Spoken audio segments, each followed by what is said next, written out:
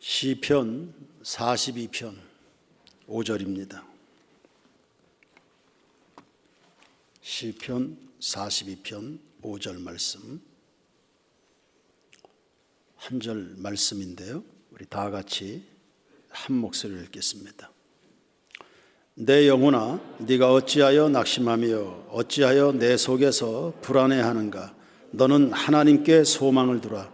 그가 나타나 도우심으로 말미암아 내가 여전히 찬송하리로다. 아멘. 다윗이 하나님을 간절히 찾습니다. 설렁설렁 찾을 수 있는 상황이 아닙니다. 사냥꾼에게 쫓기는 가련한 사슴의 신세가 되어 있습니다. 숨이 가빠오겠지요? 잔뜩 겁에 질려 있었을 겁니다. 몸은 지치고 목은 타들어가는데 한가롭게 물을 마실 수 있는 상황이 아닙니다. 어디로부터인가 구원자의 손길이 내려오기를 간절히 사모하는 겁니다. 이 사슴이 찾는 시냇물은 아피케마임, 마르지 않는 샘입니다. 가뭄에도 물을 보유하고 있습니다. 언제든지 찾아오면 물을 마실 수 있습니다. 다윗이 찾는 하나님은 마르지 않는 샘물입니다. 요한복음 6장 35절에 예수님이 말씀하시기를 나를 믿는 자는 영원히 목마르지 아니하리라 했습니다. 요한복음 7장 37절에 누구든지 목마르거든 내게로 와서 마셔라. 나를 믿는 자는 그 배에서 생수의 강이 흘러나리라. 우리 영혼을 만족시킬 유일한 원천은 하나님이십니다. 현대인의 오판하고 있는 것이 있다면 더 이상 하나님에 대하여 갈급해하지 않는 겁니다. 버나드라는 사람은 기도할 때마다 이렇게 부르짖었습니다. 주여, 나는 결단코 당신을 떠나지 않겠습니다. 우리에게 다른 기쁨은 있을 수 없습니다. 우리 삶의 제일 가는 기쁨은 하나님과 함께하는 것입니다. 그분 계신 곳이, 혹은 그분이 느껴지는 곳이, 그분의 임재가 있는 예배가, 이 자리가 곧 천국이 되는 것을 믿습니다. 지난 주일에 한 집사님이 저에게 본인 이야기를 들려주었습니다. 위로 오빠 부부가 있는데 맞벌이 부부입니다. 예수는 안 믿습니다. 둘이 보니까 생활이 그렇게 빡빡하진 않았을 겁니다. 이 부부가 가지는 소망은 어린 두 자녀에게, 아마 40대 중반쯤 된 부부였을 텐데, 어린 자녀들에게 그들 이름으로 제각각 하나씩 집을 마련해 주는 것이 소망이고 살아가는 이유입니다. 따박따박 알뜰살뜰. 그런데 삶의 기쁨이 없었는 모양입니다. 지쳤을까? 만족함이 없었을까? 어느 날 올케가 술을 잔뜩 먹고는 우리 교회 집사님에게 사정없이 퍼부어댄 겁니다. 우리는 맞벌이로서 이렇게 삶을 사는데 늘 허덕거리고 지치고 한숨 나고 괴로움이 많은데 너네는 혼자 벌고 저축하는 것도 없이, 그런데도 모자람이 없이 하고 싶은 거 다 하고 살면서 살아가는 그 평화, 그 여유, 이게 신경질 난다는 거예요. 평소에는 전혀 그런 기색이 없었습니다. 술 먹고는 그 진실함이 쏟아져 나온 거죠. 하나님이 없이 살아가는 사람들의 소망이라는 게 그런 겁니다. 그리고 결국은 이렇게 되는 겁니다. 우리 삶의 진정한 기쁨, 우리의 삶의 소망은 하나님께 있는 줄로 믿습니다. 다윗이 왜 그토록 하나님을 찾습니까? 2절에 보시면 살아계신 하나님이라 했습니다. 배경현 집사님이 청년 때 하나님은 살아계시다는 사실을 느끼는 순간에 오래도록 그를 붙잡고 있었던 수전증을 치료받는, 살아계시다, 하나님이 살아계시다, 이 사실을 깨닫는 순간에 수전증에서 노임을 받게 됐습니다. 하나님은 살아계시기 때문에 병든 자를 치료해 주시는 줄로 믿습니다.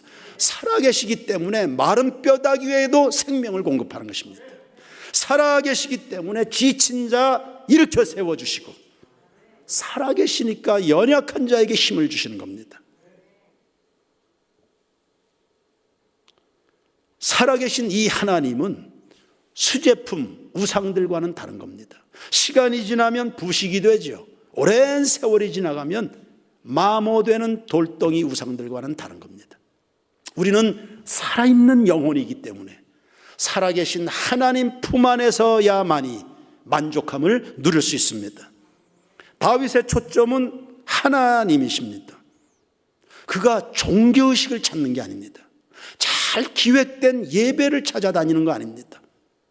잘 훈련된 찬양대 그런 거 아닙니다. 능숙한 설교자 그거 아닙니다. 다윗은 하나님을 찾는 겁니다. 그분만이 우리의 소망이시니까 마르지 않는 샘물이라 생존하시는 하나님을 갈급해하는 겁니다. 왜 그렇게 다윗이 하나님을 찾습니까? 낙심케 하는 일이 좀 많습니까? 인생을 살다 보면. 오늘 3절 말씀을 보십시오. 사람들의 조롱으로 인해서 내 눈물이 밤낮으로 음식이 됩니다. 4절 말씀을 보십시오. 내가 전에 성의를 지키는 무리와 동행하여 기쁨과 감사의 소리를 내며 그들을 하나님의 집으로 인도했는, 과거에는 기쁨과 감사의 음식을 먹었습니다. 이제는 내 마음이 상합니다. 몹시 상심이 찾아왔습니다. 5절에 낙심이라는 단어 나오고 불안함이라는 단어가 나옵니다. 또 6절에 낙심이라는 단어 또 나옵니다. 7절에 파도와 물결에 휩쓸려 갑니다. 아주 위태롭습니다. 포항에 비로 인해서 침수당하여 고통받은 사람들 많이 있었습니다. 그렇게 위태로운 겁니다. 9절 말씀해 보시면 하나님이 나를 잊으셨는가, 영적인 고아인 듯한 느낌을 갖습니다. 아주 몹시 고독한 겁니다. 10절에 뼈를 찌르는 칼같이 사람들의 비방이 크게 달아 있습니다. 이것이 다윗이 맞이한 상황입니다. 사람이 이 정도 되면 지칠만 하지 않겠습니까? 아마 저도 그럴 겁니다. 우리의 인생은 늘 고달픕니다. 하루도 바람 잘 날 없습니다. 영적인 시련이 있는가 하면 또 관계적인 어려움들도 있습니다. 어젯밤에는 한 성도가 문자를 보냈습니다. 남편과 심각하게 싸웠는데 용서해주고 싶은 마음은 없고 이런 마음으로 예배를 와도 되겠습니까? 가족 간의 불편함도 많습니다. 육신은 병들고 허약해짐에 따라서 괴롭고도 긴 투병 생활을 지나는 사람들도 있습니다. 그러니 낙심이 없을 수 없죠. 그래서 불안한 겁니다. 걱정은 태산입니다. 그러나 내 힘으로는 해결할 방도가 없다는 겁니다. 그럼 다윗은 이런 고통의 순간들을 어떻게 견딘 겁니까? 그리고 어떻게 극복했습니까? 5절 말씀 다시 한번 보십시오. 내 영혼아 네가 어찌하여 낙심하며 어찌하여 내 속에서 불안해하는가? 너는 하나님께 소망을 두라. 그가 나타나 도우심으로 말미암아 내가 여전히 어떻게 해요? 찬송하리로다. 아멘. 6절 말씀을 보십시오. 내 하나님이여 내 영혼이 내 속에서 낙심이 되므로 내가 요단 땅과 헤르몬과 미살산에서 어떻게 해요? 주를 어떻게 해요? 주님을 기억하면서 내가 일어납니다. 8절 말씀 보십시오. 낮에는 여호와께서 그의 인자하심을 베푸시고 밤에는 그의 찬송이 내게 있어 생명의 하나님께 뭐합니까? 기도합니다. 그러니까 다윗도 엎치락 뒤치락 하는 것입니다. 힘이 듭니다. 추야로 눈물을 쏟아냅니다. 그러면서도 찬송으로 버텨내는 겁니다. 그러나 사람은 연약하기에 또 한계가 있어서 또 넘어집니다. 하나님 도대체 왜 이러십니까? 마음속에 불만이 일어납니다. 그러다가도 하나님을 기억하면서 또 일어나는 겁니다. 그러다가도 또 상심을 하고, 그럼에도 또 불안해하고, 걱정, 근심이 태산처럼 눌립니다. 그때 또 하나님 앞에 기도하면서 일어나는 겁니다. 낙심이 쉬지 않고 옵니다. 배가 항해를 하다 보면 그 드넓은 태평양을 항해하려고 하면 쉴 새 없이 파도가 부딪혀오는 것처럼 낙심이 계속 찾아오고 찾아옵니다. 그럼에도 불구하고 하나님을 향한 소망이 그 낙심보다도 우위를 점하면서 끝내는 땅 최후의 승리를 확정했다는 것입니다.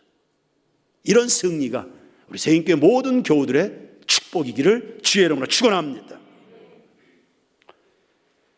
역경이 오면 힘들죠. 그러나 여러분 속에 낙심을 기르지 마십시오. 불평하는 마음 생길 수 있습니다. 거기에 계속 물을 주면 안 됩니다. 낙심이 오는 그 순간은 소망을 그만두는 게 아니라 소망을 더 강하게 붙드는 그러한 순간이어야 승리할 수 있습니다. 존 밀턴은 44살에 시각장애인이 됐습니다. 갑작스럽게 찾아온 절망이었습니다. 그래도 그는 낙심에 자기의 마음을 내주지 않았습니다. 눈을 들어서 시각, 앞은 잘 보이지 않지만 믿음의 눈을 들어 소망이신 하나님을 향했습니다. 하나님이 그에게 글 쓰는 능력을 부어주셨죠. 그래서 첫째 신라곤, 두 번째 복락곤이라는 책을 써냈습니다. 청교도 문학작품 중에 걸작품으로 꼽히는 책들입니다. 하나님께 소망을 두는 사람은 낙심이 올 수 있습니다. 환란의 파도가 덮쳐올 수 있지만 무너지지는 않는 것입니다. 여러분이 바라보는 하나님이 무너지지 아니하는 영원한 반석이시기 때문입니다. 생활 중에 여러분 실수할 수 있지요. 죄로 실패할 수 있습니다. 그래도 실망하지 마십시오. 여러분이 소망으로 바라보신 하나님이 자비로우신 분이십니다. 다윗이 오늘 본문에서도 그분의 자비하심을 의존해서 나가고 있습니다. 탕자가 회개했습니다. 아버지의 사랑을 기대한 겁니다. 돌아왔습니다. 큰아들보다 더 높임을 받은 겁니다. 어거스틴은 하나님 앞에 돌아오기 전에 첩까지 두고 살았던 불량한 청년이었습니다. 그래도 하나님께 소망을 두었습니다. 그분의 자비하심이 그의 피난처가 됐던 겁니다.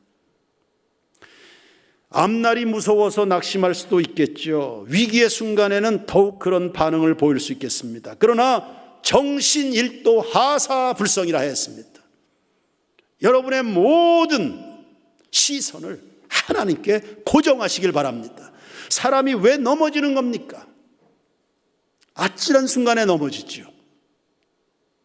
잠자리에서 일어나서 화장실 가다가 갑자기 어찌해서 넘어집니다. 부상을 입습니다. 왜 넘어지는 겁니까? 눈이 뱅글뱅글 돌기 때문입니다. 시선이 고정되어 있지 않기 때문입니다. 포커스가 정확하게 맞춰져 있지 않는 겁니다. 눈이 어리어리하니까 넘어지는 겁니다. 실패하고. 우리의 생명, 우리의 구원, 우리의 치료, 오늘 이 상황에서 나를 건져주실 유일한 하나님만이 소망이다. 시선을 명확하게 고정하시면 여러분 다 승리하는 사람 되는 것입니다. 진리대로 생각해 보십시오. 냉철하게 진리대로 생각해 보십시오. 우리가 두려워할 대상이 뭐가 있습니까? 가만히 생각해 보십시오. 우리가 불안해할 수 있겠습니다. 두려움이 엄습할 수도 있습니다. 그러나 정신 차리고 생각해 보십시오. 뭐가 두려운데요? 왜 불안합니까? 그럴 만한 이유도 대상도 없습니다. 다 속고 사는 겁니다. 계속 그렇게 인생을 살다가는 고양이 앞에 쥐처럼 기도 펴지 못하고 인생 살다가 여러분 죽을 때 이런 후회스러운 멘트를 남길 겁니다. 내가 내 감각에 평생을 속았다. 수만 가지의 두려워하지 않아도 될 것들을 두려워하며 살다가 내 인생을 허비했다. 정말 애석하다. 이런 유언을 남기고 죽을 겁니다. 여러분 그러지 마십시오. 두려움에 마음을 내주지 마시고 살아계신 하나님께, 그것도 마르지 않는 샘물이 되시는 하나님께 소망을 견고하게 두는 여러분 모두가 되길 바랍니다. 그렇게 인생을 살면 시편 91편 1절로 3절의 말씀처럼 여러분들도 최후의 웃는 자가 될 겁니다. 보시죠. 지존자의 은밀한 곳에 거주하며 전능자의 그늘 아래에 사는 자여, 나는 여호와를 향하여 말하기를 그는 나의 피난처여 나의 요새요 내가 의뢰하는 하나님이라 하리니 이는 그가 너를 새 사냥꾼의 올무에서와 심한 전염병에서 건지실 것이미로다. 아멘. 낙심이 옵니까? 입을 열어서 선포하시길 바랍니다. 하나님은 나의 방패예요, 나의 피난처요, 나의 피할 바위요, 나의 요새가 되신다고 그렇게 선포하십시오. 건져주시는 하나님을 만날 수 있을 겁니다. 하나님께 소망을 두되 끈기를 가지십시오. 기다림의 성리입니다. 기다리는 자는 복이 있습니다. 농부처럼 기다리시고 욥처럼 인내하시기 바랍니다.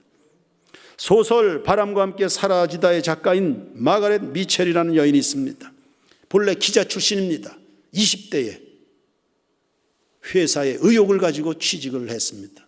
불의의 사고로 심각한 발목 부상을 입었습니다. 회사를 그만둘 수밖에 없었습니다. 얼마나 실망입니까? 그런데 실망하기보다 그가 새로운 일을 시작했습니다. 소설을 쓰는 겁니다. 한 번도 써본 적이 없는 소설입니다. 잘 되지 않았습니다. 그래도 소설을, 글을 이어나가기 시작했습니다. 그렇게 해서 소설을 써는 무려 10년이 걸렸습니다. 10년 동안 끈기 있게 작품 하나를 탄생시킨 겁니다. 출판을 해야죠. 근데 어느 출판사에서도 관심을 갖지 않았습니다. 그에게 눈길을 주지 않았습니다. 무명 작가에게 누가 기회를 주겠습니까?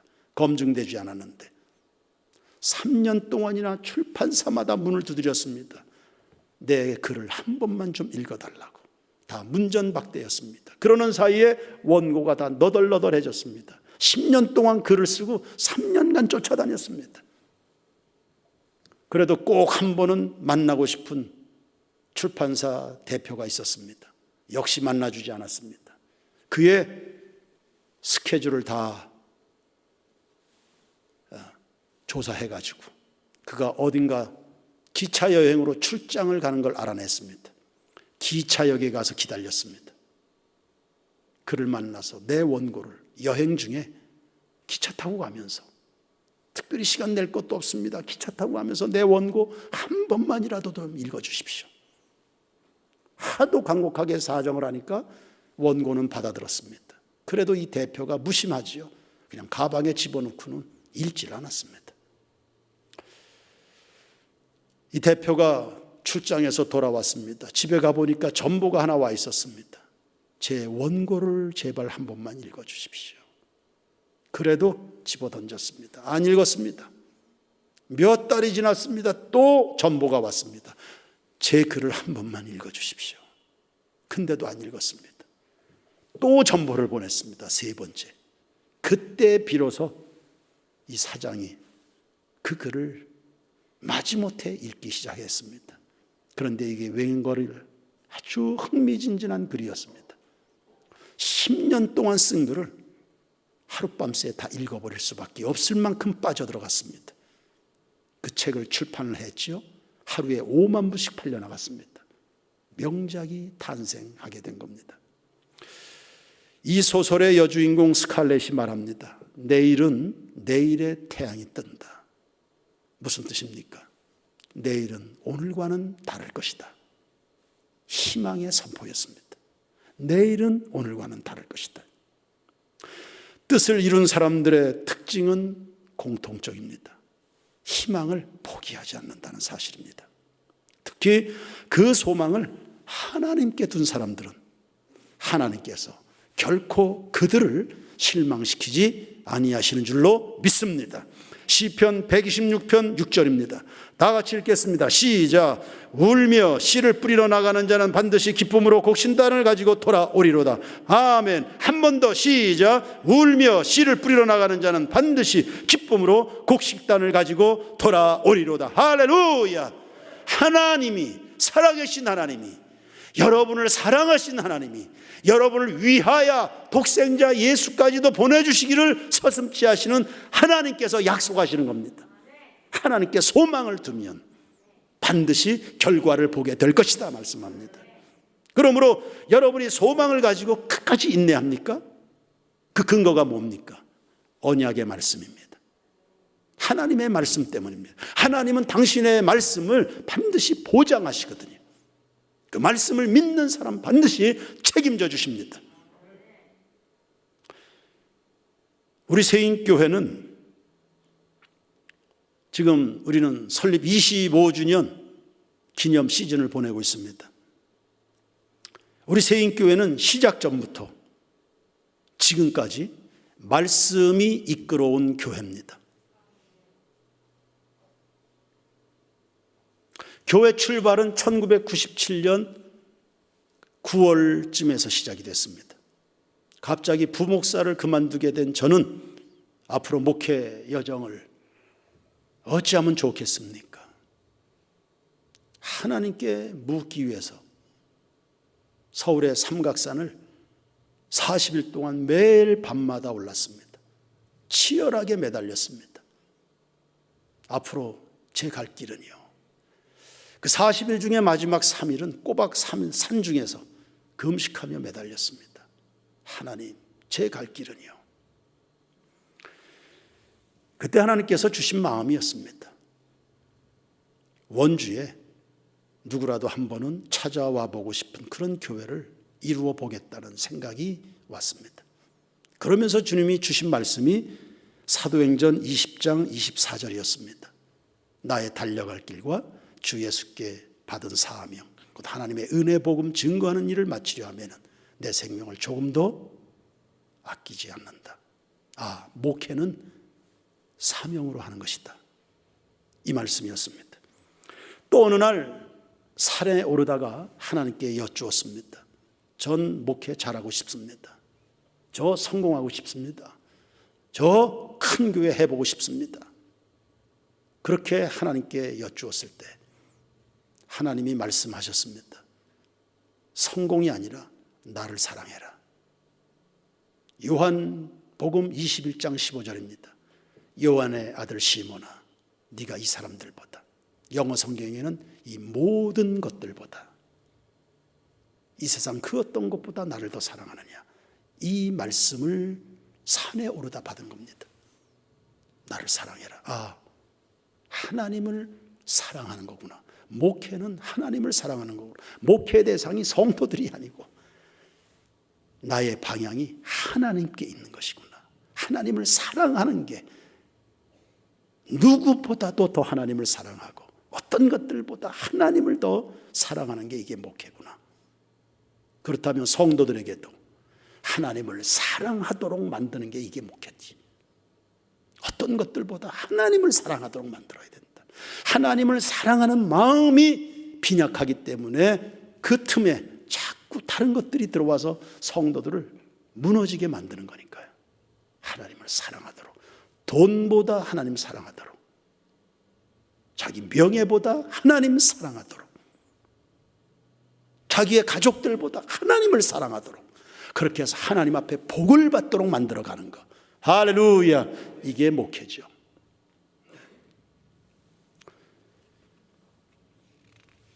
헐떡거리며 목회를 했습니다. 한 10년쯤 됐을 때 또 하나님 앞에 질문이 생겼습니다. 목회를 하긴 하는데 그럼 교회가 뭡니까? 10년쯤 지나서 다시 한번 돌이켜보게 된 목회가 뭔가? 교회는 뭔가? 교회는 어떤 곳이어야 되는가를 물었을 때 하나님이 주신 말씀이 마태복음 28장 19절과 20절이었습니다.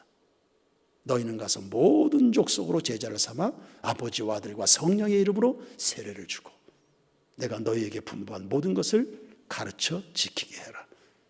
이 두 가지에 전심하게 될 때 세상 끝날까지 내가 너희와 항상 함께 할 것이다. 아멘. 교회는 이것 때문에 존재하는구나. 교회의 존재 목적은 다른 데 있지 않다.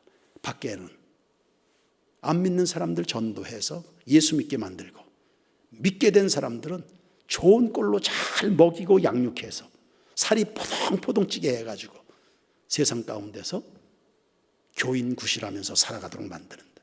이게 교회다. 2020년 이후에는 코로나 시국에 접어들었습니다. 너나 할 것 없이 많은 시련이 있었습니다. 그때 하나님 주신 말씀이 고린도전서 10장 13절입니다. 감당할 수 없는 시험은 없다. 나를 가장 잘 정확하게 알고 계신 하나님께서 나에게 감당할 수 없는 시험을 주시는 법은 없다. 우리 세인교회를 세우시고 약 20여 년을 함께 하신 하나님, 우리 세인교회를 정확하게 알고 계신 하나님이 감당할 수 없는 시험을 주시는 법은 없다. 이 말씀으로 헤쳐나오게 된 겁니다. 이와 같이 25년의 역사는 말씀을 소망 삼아 걸어온 길입니다. 하나님의 말씀은 반석이라 했습니다. 누구도 흔들 수가 없습니다. 그래서 말씀 위에 집을 세우는 사람은 지혜로운 사람이라 했습니다. 결코 무너지는 법이 없다고 했습니다. 영원하신 하나님이, 그 신실하신 하나님이 그 입에서 주시는 약속입니다. 그러니 세인교회 모든 교우 여러분, 여러분의 남은 생애가 그 말씀 위에 세워지는, 말씀에 붙들리는, 아니 여러분이 말씀을 붙드는 거 아니에요. 그 말씀으로 말미암아 여러분의 심령이 붙잡혀서 인생을 살아가게 되면 다윗처럼 고난은 있으나 승리하는 사람들 다 되게 될 줄로 믿습니다.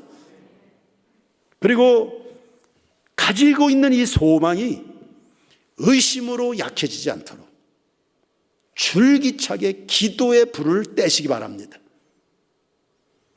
소망은 기도로 결실하는 거거든요. 소망이라고 하는 것은 기도로 담금질을 하는 겁니다. 다 같이 따라서 할까요? 소망은 기도로 결실한다. 한 번 더 합시다. 소망은 기도로 결실한다.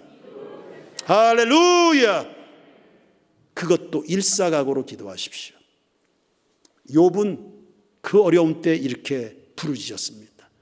하나님이 나를 죽이실지라도 나는 하나님을 의지할 겁니다. 하나님이 나를 무시하고 배척해도 그래도 나는 하나님밖에 없다는 겁니다. 하나님밖에. 수로보니게 여인처럼 그렇게 무시를 당해도 내 살 길은 당신밖에 없습니다. 야곱은 야복강에서 환도뼈가 부러져 나갔는데도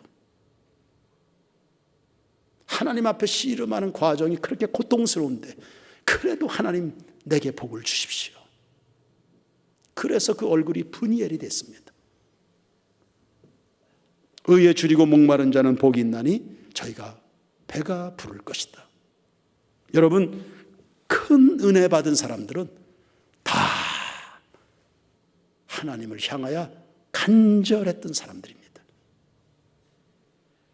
한동안 태만하게 살아서 은혜를 잃어버린 성도들도 괜찮습니다. 오늘 이후로 마음을 다 잡으시면 됩니다. 그래서 소망은 오직 하나님께 있음을 믿고 목마른 사슴처럼 하나님을 구하시길 바랍니다. 반드시 변화가 일어날 겁니다. 여호와께 능치 못한 일이 있겠는가? 사람에겐 힘이 없습니다. 환경은 매우 부정적일 수 있겠습니다. 그런데 하나님이 하시면 됩니다. 여호와께 능치 못한 일이 있겠는가? 이 믿음 가지고 또 한 주간을 다 같이 출발하겠습니다. 할렐루야.